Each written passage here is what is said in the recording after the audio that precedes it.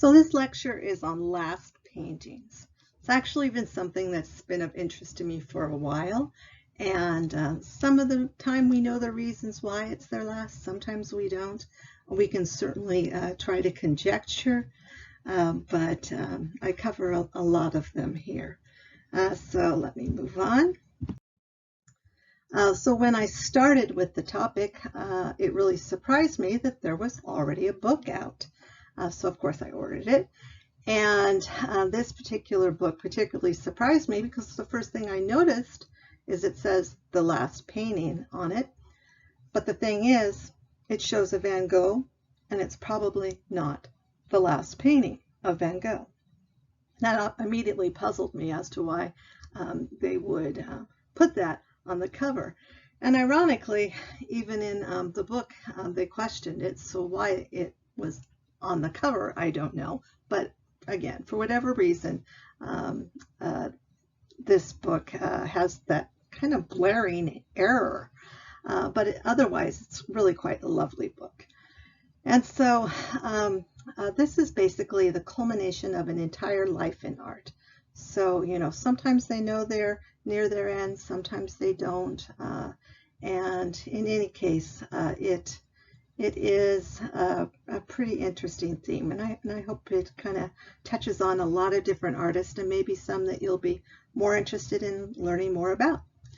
So in any case, let me move on.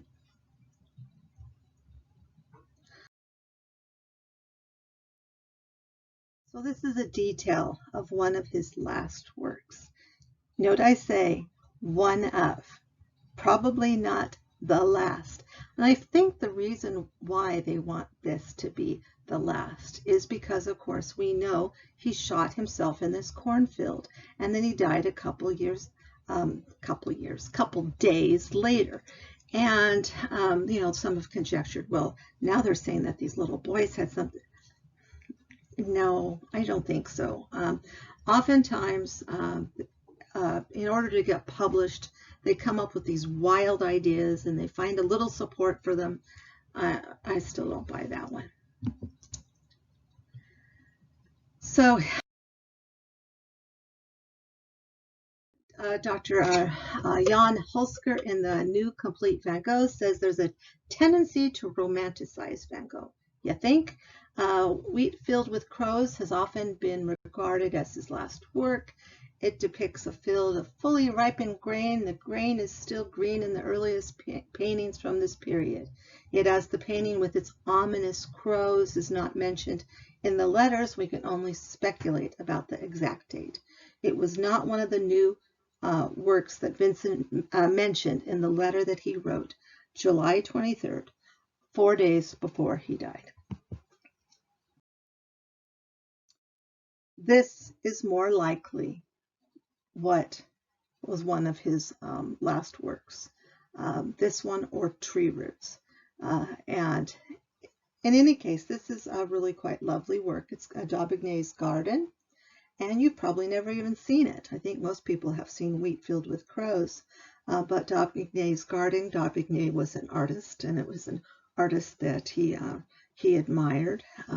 Daubignet is perhaps most known for his third-class carriage, and certainly he was an artist that was interested in painting the working classes, as was Vincent van Gogh. So this is Vincent van Gogh's Tree Roots, 1890s. And again, some experts are on the side that this indeed is his last work.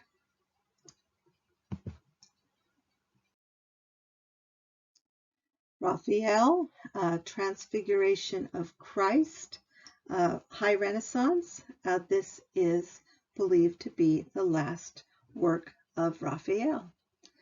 So Justus and Pastor were saints that had the same feast day as the Transfiguration. And so the Transfiguration took place on Mount Tabor in Galilee. Christ is transfigured, lit up essentially, and revealed to 3 apostles in the upper part, James, Peter, and John. And then below you see again, you see the saints on this side, and you see Judas in darkness below, and then you see Matthew and Andrew and the apostles with the possessed child in the bottom part. And then through the middle ground, you have the symbols of faith, hope, and love.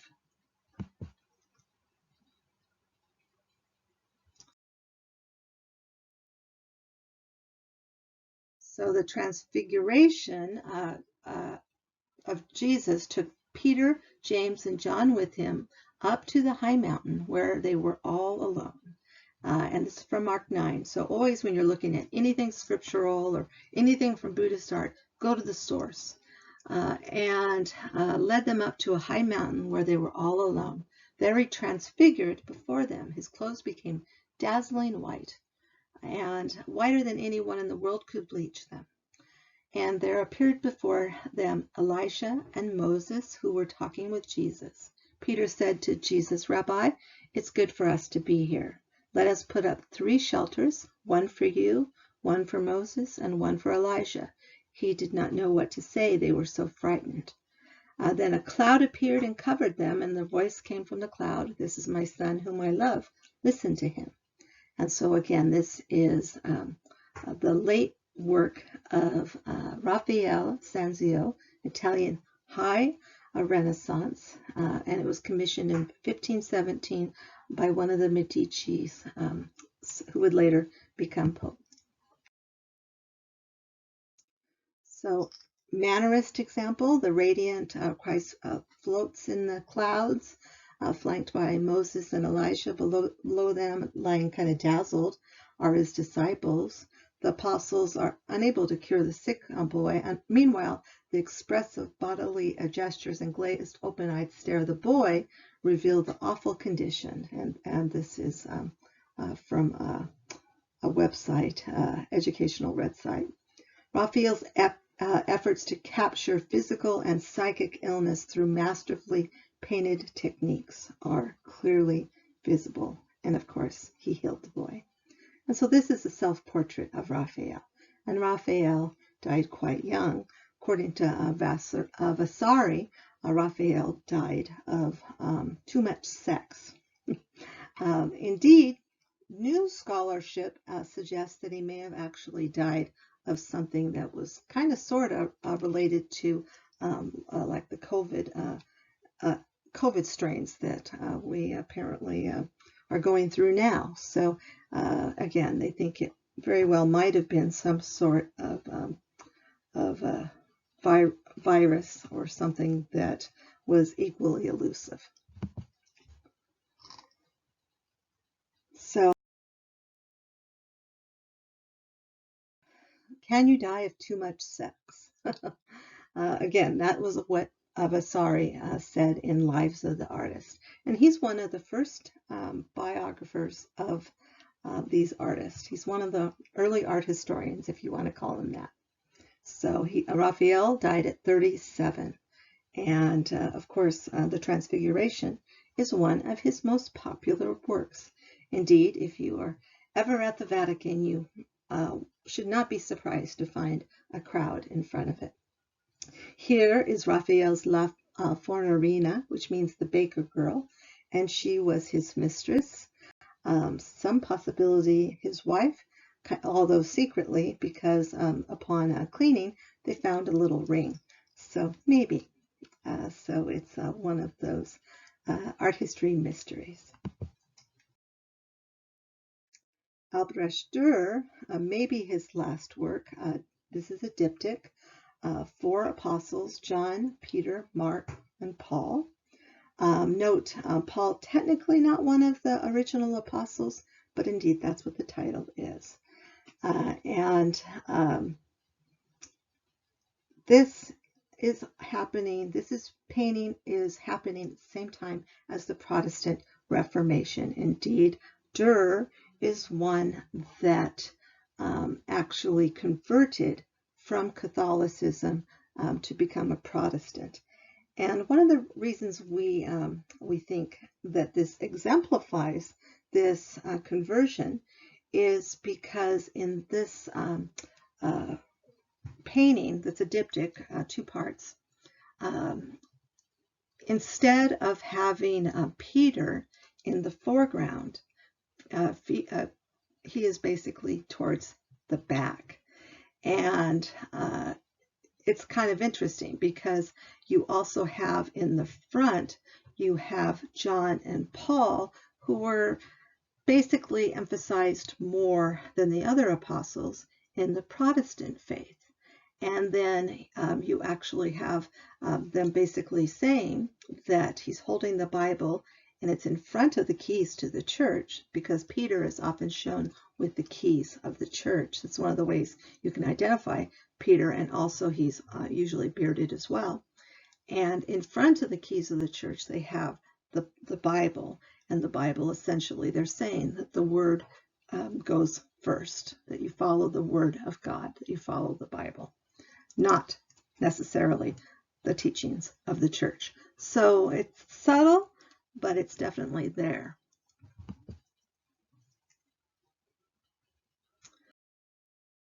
Michelangelo Buonarroti, of course, he is most famous for the Sistine, the paintings in the Sistine Chapel, and this is his crucifixion of Saint Peter, 1546 to 50, and this is painted in the Vatican. And this again is believed to be his last work. And interesting, painting was not his favorite thing. He wanted to be, above all, a sculptor, but he was called upon by the Vatican to paint. And when the Vatican asked you to paint, you pretty much painted. So even though he had a very strong personality of his own. In any case, this work was fairly recently cleaned as well.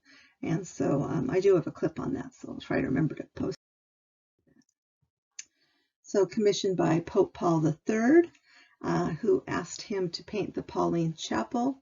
And at 75, again, this was a remarkable age during the Renaissance, he grumbled to Vasari that fresco painting was not an art for old men. True, it's very physical.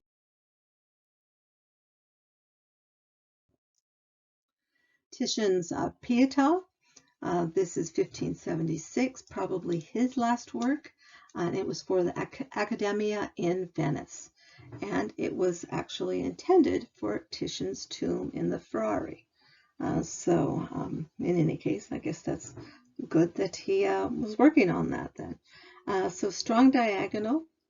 It has the Magdalene, the Virgin Mary, the Christ figure, and perhaps Saint Jerome there as well. Saint Jerome is the one that is holding the hand of the Christ figure there. And then you also have a Sibyl there, and the Sibyls, of course, were predictors of the prophecy.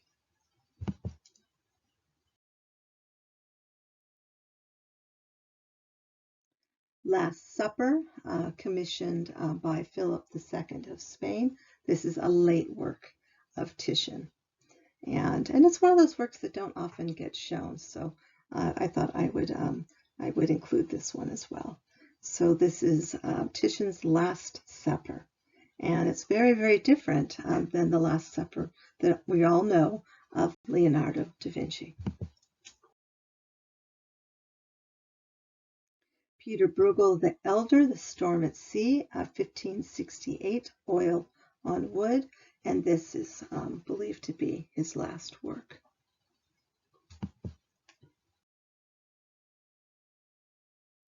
And this is his notable work. He's perhaps most known for his multiple figures of village life. This is called The Peasant, or also known as Dutch Proverbs or Netherlandish Proverbs. I've usually heard it called Dutch Proverbs, or even Flemish Proverbs. And I wrote, how about we just call it Proverbs? Well, that works too. And this is 1559. And there are lots and lots of meanings here, because these are all, this is a symbol-laden work.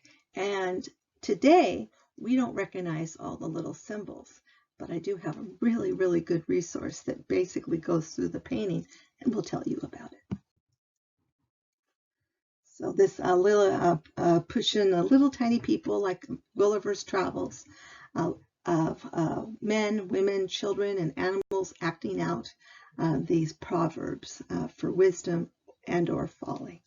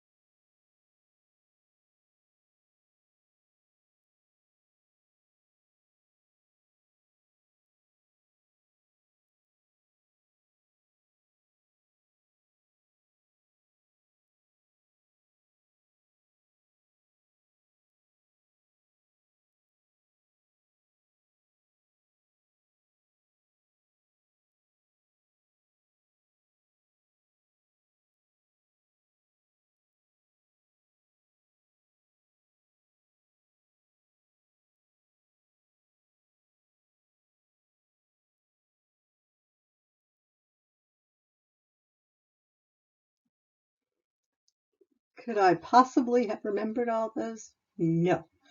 So Michelangelo Merisi da Caravaggio, also known as Caravaggio, Martyrdom of Saint Ursula. And this is 1610, and again, it's believed to be his last work. And here you see his signature dark brown tonal background. You see a chiaroscuro.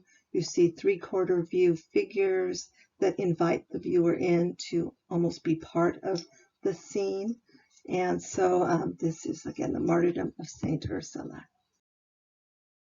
Here's the detail of it. She looks almost gray in the lighting. Again, very, very fair, and in the lighting, it looks almost gray.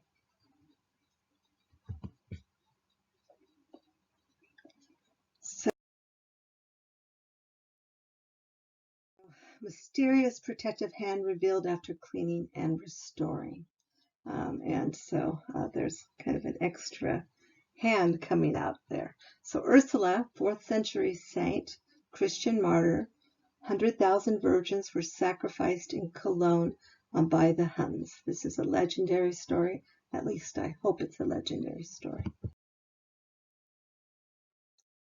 So this is Rembrandt's last work, Rembrandt van Rijn, Simeon in the with the Christ child in the temple, and it was an unfinished work. It also has kind of those signature things that make it a Rembrandt, a lot of brown, this beautiful lighting. He is one of the followers of Caravaggio. He was influenced by the works of Caravaggio. Not technically one of the Caravaggisti, though, but certainly you could see his influences. Okay, and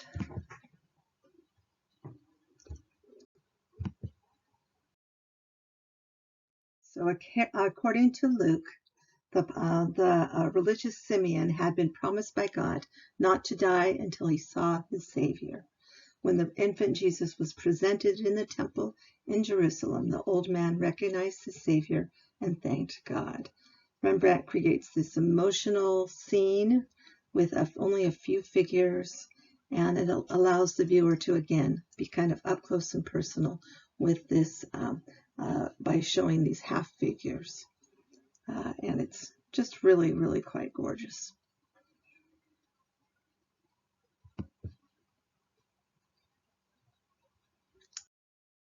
Edouard Manet, Bar the Folies Bergère, and this is also possibly a last work. So Manet was accused of having an incompetent perspective, but the mistake is what actually indicts the viewer. This work is believed to be very psychological, in that it's as if you become the flaneur type that is reflected in the mirror. And so you essentially become the man that is soliciting this young woman, because he clearly is asking for a little bit more than a glass of champagne. So the caricature also kind of shows how, if it was painted that way, it would have been visually less appealing, blocked by the figure. Now in the corner is a study of what Manet was originally going to use as the barmaid. But the barmaid doesn't have the same innocence or the same expression as the one that he ultimately picked. Now, this particular work was important because with this work, finally, Manet received the approbation that he desired, which was the acknowledgement of the academic salon, and he did get a second-class medal for it.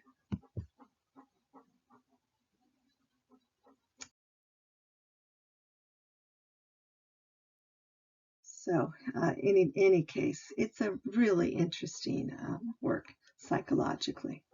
One can tell the gentleman client being served by the sad barmaid is a shadowy sort who may well want more than a glass of wine. Yeah, I think so. Indeed, Manet wanted to make his art legible, seeing it as his mission as a modern artist. to his friend Antonin Proust, he said that the Impressionists want everything to be understood. And what they wanted to do was paint modernity. In Baudelaire's words, to paint what they know.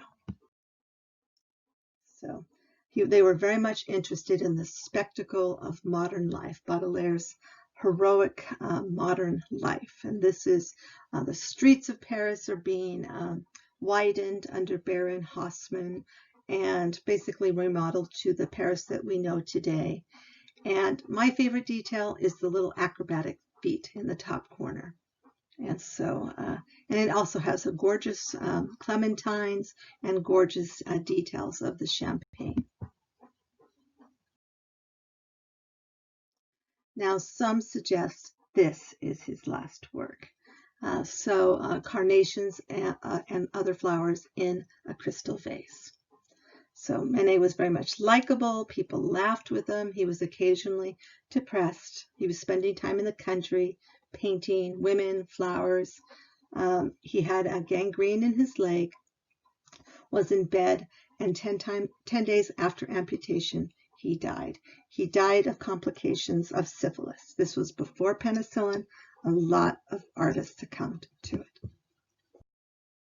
Paul Seurat, believed to be his last work, and the theme is The Circus, 1891. Unfinished work. He was working in a neo-impressionist style. Post-impressionist is sometimes used. And he was also using pointillism, also known as divisionism. So pointillism, of course, is tiny dots that are kind of meticulously rendered. They're experimenting with color. They're experimenting with color theory. The idea being that the eye will blend it. And so he was young when he passed away, and they don't really know for certain what his death was from. Some say diphtheria, some say pneumonia, and some say meningitis. In other words, they don't know.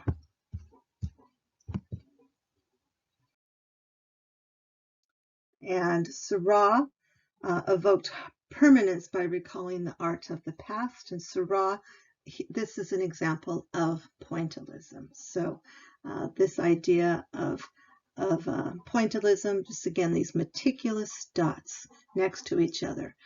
He wanted it to almost have a sense of a Panathenaic procession. He wanted it to recall Greek those Greek friezes and those Egyptian profiles. He said to French poet Gustave Kahn, the Panathenaeans of Phidias formed a procession. I want to cool it, Tate, to make modern people in their essential traits move about as they do on these friezes and place them on canvases organized by harmonies of color. So this was exhibited at the 8th and final Impressionist exhibition. Other notes, shown in Ferris Bueller's Day Off. It's at the Art Institute of Chicago. Numerous preparatory drawings and sketches, and it's pretty sad because the artist died quite young at 31. Gustav Klimt, The Bride, 1917 to 18. This is unfinished work. You can see that he didn't kind of fill it in with his signature mosaic work. So this is his most famous work, and this is The Kiss. Golden Phase, and certainly the most popular of his works. He was part of the Vienna Secession, a leader, in fact, of the Vienna Secession, and the idea that artists need to paint the art of their time, and that, you know, these young artists wanted to do something different from the art before.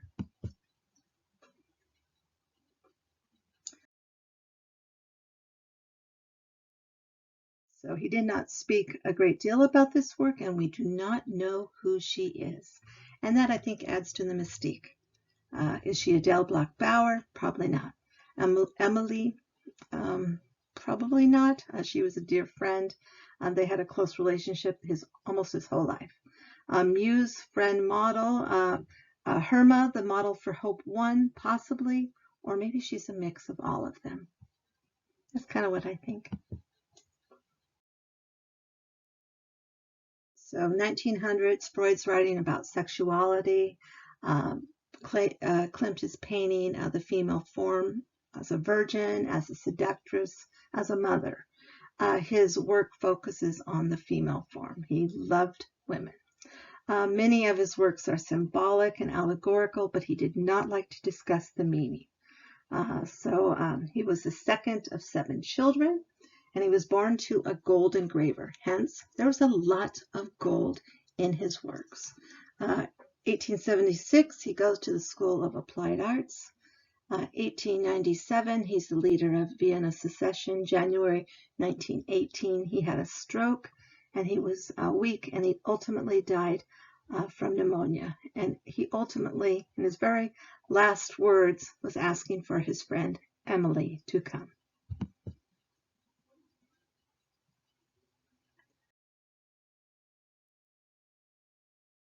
Amedeo Modigliani, self-portrait, 1919.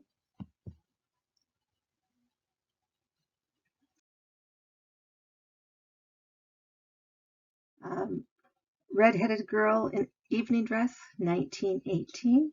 And this is at the Barnes Museum.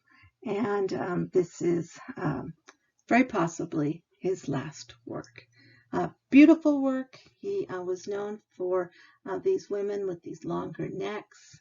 He very much was painting in a mannerist style as far as elongating their forms, and sometimes their eyes are wide and long as well.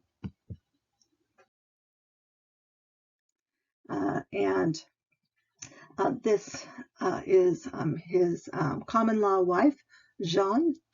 And again, these elongated figures, these elegant necks. He's not easily classified, but he definitely was a modern artist. Oscar Claude Monet, Water Lilies, 1926. And he died at 86 of lung cancer, and he was buried at Giverny. His late work was almost exclusively water lilies. He painted them prolifically. So he's still hugely popular.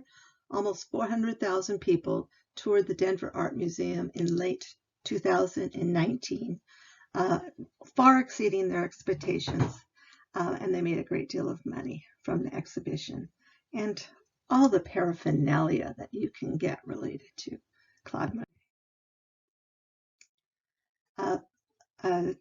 Theodore Géricault, or Theo Géricault, The Left Hand, 1824. This is watercolor, pencil, red chalk drawing, and is sadly believed to be his last work. So Géricault had this morbid habit of buying amputated limbs from the morgue. He would keep the limbs at his house for weeks while he painted these anatomical fragments.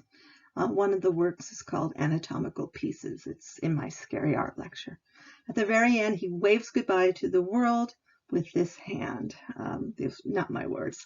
Géricault died 8 hours later after this work was done, at a mere 32 years old. He's believed to have died of tuberculosis.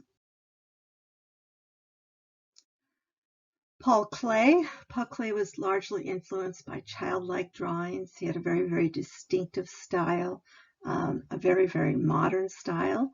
And one of the things I often do, if I just want to try to have a general sense of an artist, is you Google their name and you click on images, and it's almost as if you're going to a small exhibition, because at one glance you can see most of their works, at least the works that come up most often affiliated with them.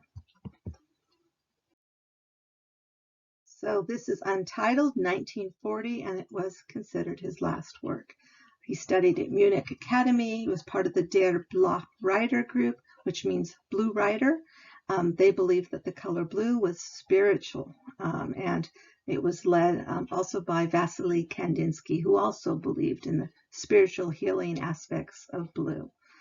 Influenced by Orphic cubist Delaunay, known for whimsical, playful, childlike works. He studied piano, and he was an at-home dad. Very unusual for his generation. His wife taught piano, he was a gifted violinist, and he died of what may have been scleroderma. That's like the hardening of the organs. Very painful.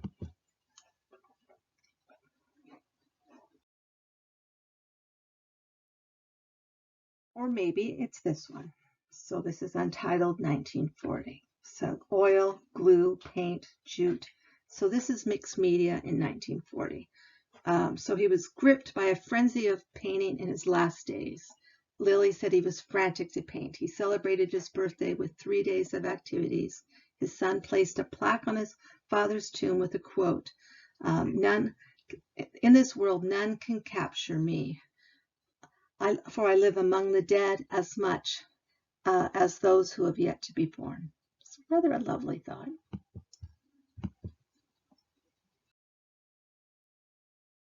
Edvard Munch, Man in a Cabbage Field, 1943. And this has a lot of happier mood than most of Edvard Munch's work. And Edvard Munch is, of course, most known for The Scream. Pete Mondrian, Victory, Broadway Boogie Woogie. His key work was of course, Broadway Boogie Woogie. This is changed a bit in that it's formatted differently and it's tilted. Last work of German expressionist Max Beckmann, The Argonauts, 1950. And, then your first question, of course, who are the Argonauts? So this is from an ancient tale, and it was a strong, brave, heroic people assembled in Greek mythology, Jason and the Argonauts, and that's what he's referencing here. He's known for these intense self-portraits, and he's a very, very popular German artist. And during Hitler's regime, he had to get his paintings out because he knew they would be destroyed and or seized. And so he was basically boxing up his paintings, and he was labeling them Deposition from the Cross, the Annunciation, more traditional labels. And that was the way in which he shipped a lot of them out of the country and saving his very avant-garde works. This is a self-portrait. At the outbreak of war, he did volunteer work, volunteered in medical corps. He was an ambulance driver. He found it traumatizing, saw tremendous horror and death. He did it for a year. It led to a nervous breakdown. He was released from service. He left wife. He went to Frankfurt. During World War II, he left and went to Amsterdam ultimately. His last few years were in New York. And so here in this painting, he looks very unhappy. It was a very difficult time. That's an understatement. But his most famous work, and certainly my favorite of his works, is this self-portrait from 1927. It exemplifies the Roaring Twenties. He looks like a flapper girl's going to come through the doorway. He looks debonair, he looks sophisticated, but he's somewhat shadowed, so there's a little mystery there. Matisse, Le Gerbe, this is at the LACMA, 1953. It's very, very modern and contemporary looking. In fact, it's still a very popular print.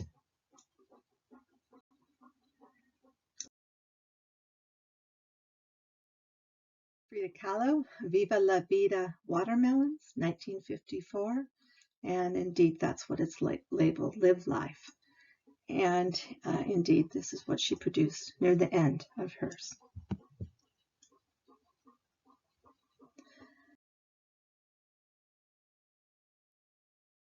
Interestingly enough, Diego Rivera, probably his last work, also Watermelons, 1957. Jackson Pollock, Red, Black, and Silver, 1956. Pretty simplified for a Pollock work, actually. A little bit different than his common works.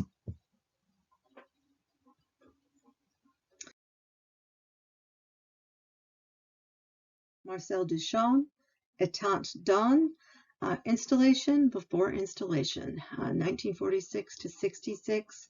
It was believed he was not producing work, and yet he did this kind of secretive, haunting peak show, and it is at the Philadelphia Museum of Art today, where it's been reconstructed, and you can basically see it as it was found, because it was, again, found after he passed away, and they were baffled. They're still kind of baffled. Best known, of course, for this famous work, and this is Fountain, 1917. Pseudonym are Mott Plumbing. Puns were, again, very, very big with the Dadas. Dada movement originated in Zurich. Nonsensical leaves, again, fun, playful, kind of an anti-art movement. It's art because I say it's art. He signed it with a pseudonym, but still, he signed it. Mark Rothko, Untitled, 1970, known for his color-filled paintings. Color fields are the word that's associated with Mark Rothko. Sadly, this painting was found next to his body. He committed suicide at the top of his career.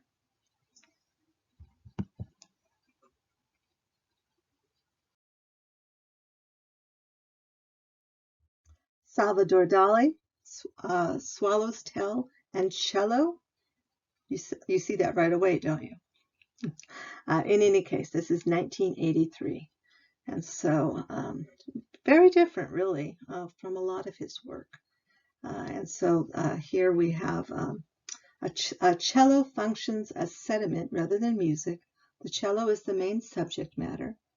This is from Dali.org, and I'm not entirely sure where they get all this, but let's just go with it. In other canvases, it appears attacked by bedside tables. Like a wounded ego, it represents a swallow's tail with its poetic content. Who knows? But it's certainly simplified compared to a lot of his other works. René Magritte, Unfinished Work, Empire of Lights. It was commissioned by a German collector who wanted something in the nature of Empire of Lights. He would never take possession of the painting that he ordered. It was incomplete, and it remained on an easel in the painter's house in Brussels until the death of his wife many years later.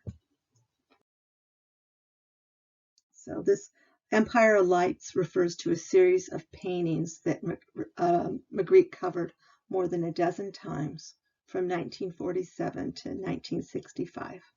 Kind of the idea of a nighttime street lit only by a single light beneath a daytime sky. So it's kind of that mystical period between evening and sunset, that, I don't know, in between.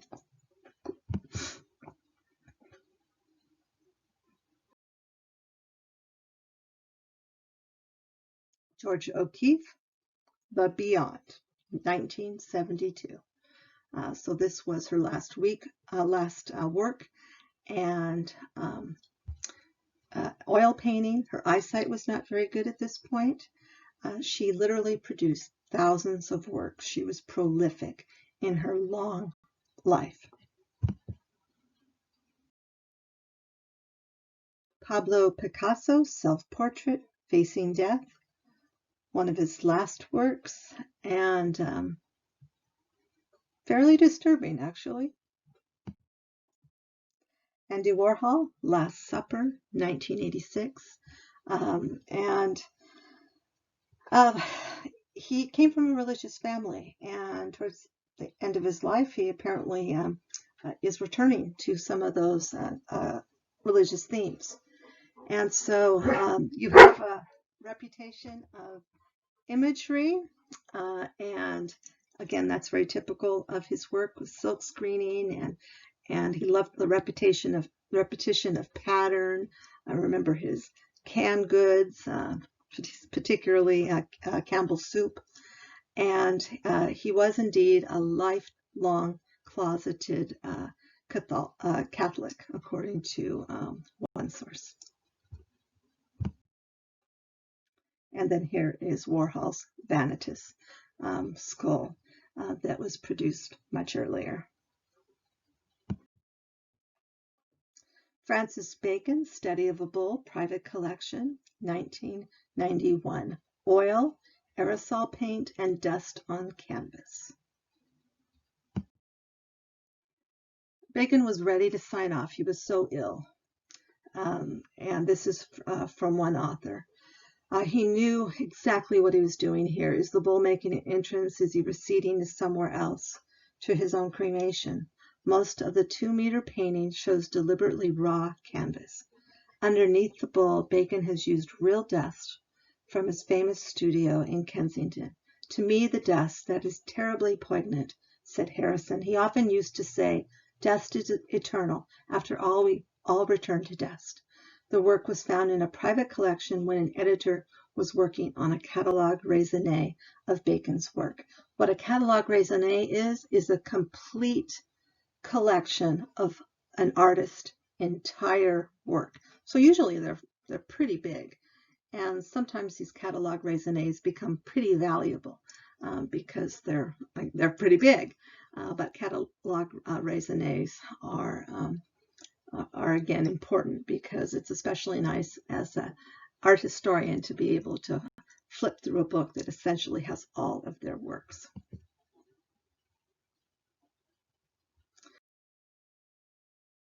Joan Mitchell, Merci Diptych, 1992, and it's quite large, 110 by 141.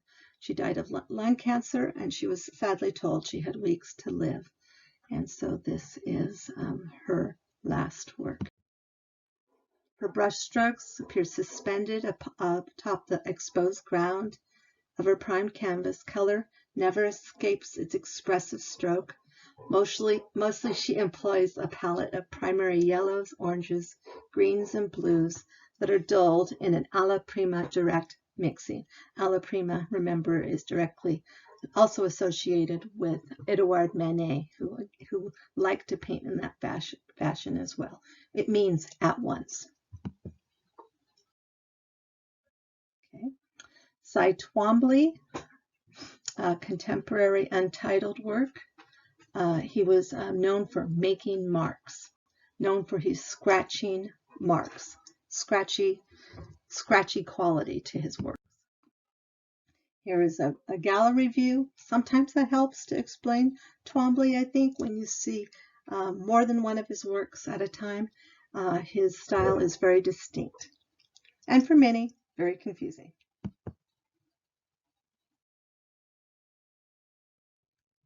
Edward Hopper's Two Comedians, 1966, sold for just under $12.5 million. So this was indeed his final act, his last bow, and he actually paints himself with his wife, Jo. Final act, last bow. This is Edward Hopper, Two Comedians, and it's believed to represent Edward Hopper and his wife, Jo. Sold for just under $12.5 million, so a hefty price tag. American artist George Deems painted Edward and Jo Hopper in 1955, and it's painted in the style of Hopper with a bed and a window close by. Hopper died at 84 in his Washington Square home in New York. Jo Hopper was painted over and over and over again by her husband, Edward Hopper, during the early 19th century. and his works have a sense of isolation, a sense of austerity. They often have windows in them.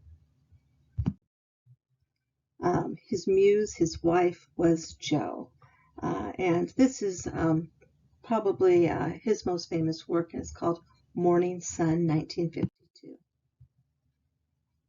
So you could see how that artist was, in fact, kind of setting it up like Hopper would. So this painting lives at the Columbus Museum of Art. It's on loan right now to an exhibition, explained Wolf, the museum's curator. It travels a lot. It's a very well requested painting. So the museum sometimes turns requests down, but Morning Sun still has an impressive passport. She's been to Japan twice, Mexico twice. She was at the Tate Modern in London, Italy, Switzerland, Germany. Right now she's in Madrid, and then she goes to Paris. So yes, she's very well traveled. So this is Edward Hopper, Jo Seated, watercolor and graphite, 1930s. Hopper was a very, very famous artist, but what a lot of people don't know was that his wife also painted. She was his only model. She created characters for his work, transforming herself into different women. She's a woman on a train. She's a woman in the office. She's a woman at night, a woman in the sun, a woman on a bed. There are murmurs that Jo is riding Ed's coattails onto the gallery walls. In 1938, there's a group show, and then there was another one, another exhibition in 1939, and this is a review from McCall, Woman in the Sun. So sadly, she did not get anywhere near the same acknowledgement. So this is Jo Hopper, entitled Landscape, 1920s. So they were painting and they were always fighting. They worked together in their home on the Cape and their other times at home in a bright fourth floor walk up on Washington Square. Ed hauls coal and tin cans of beef stew up the stairs. If only his wife would do less painting and more cooking. Okay. So 1924 is when they married. They married late, and so they never had any children. And here are some images of them. But they, almost anyone who knew them said that they had an extremely turbulent relationship.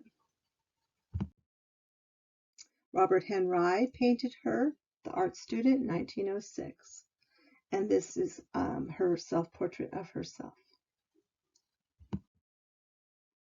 Detail of Jo's sketching, Edward Hopper, 1920s watercolor.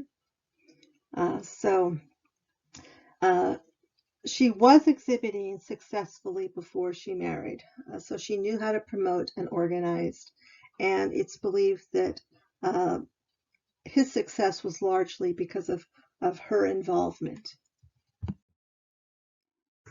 Over and over, Hopper said his paintings were himself, but they were also a diary of this couple's tumultuous, intense life together, and they were often of his wife. So this is another photograph from the 1930s Cape Cod. Isn't it nice to have a wife who paints? Josephine Nivison Hopper once asked her husband. The question was rhetorical, but Hopper answered, "It stinks." Okay, in any case, her work is different. It certainly has some similarities to Hopper, but this is another example of her work.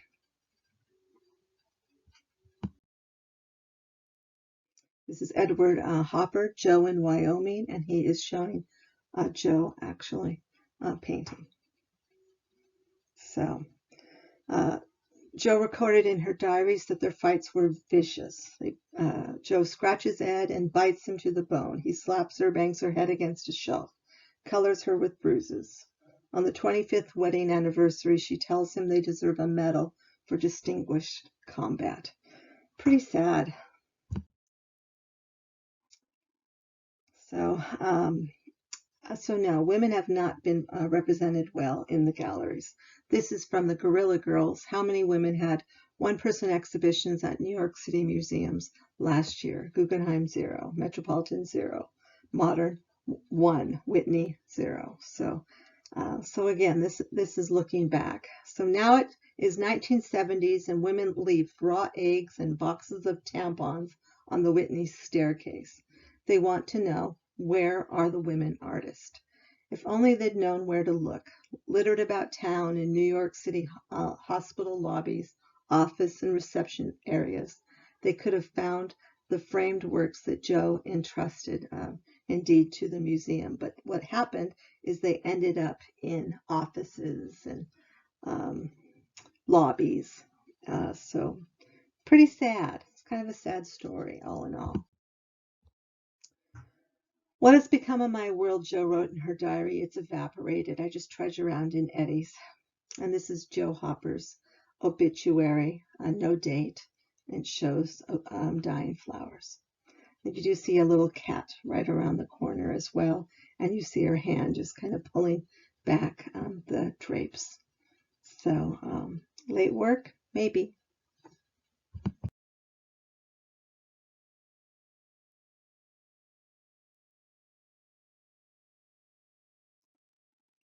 So Edward Hopper, Two Comedians, 1966. So might Hopper have been pulling Jo out towards the footlights to take her bow with him? Perhaps. I'd certainly like to think so.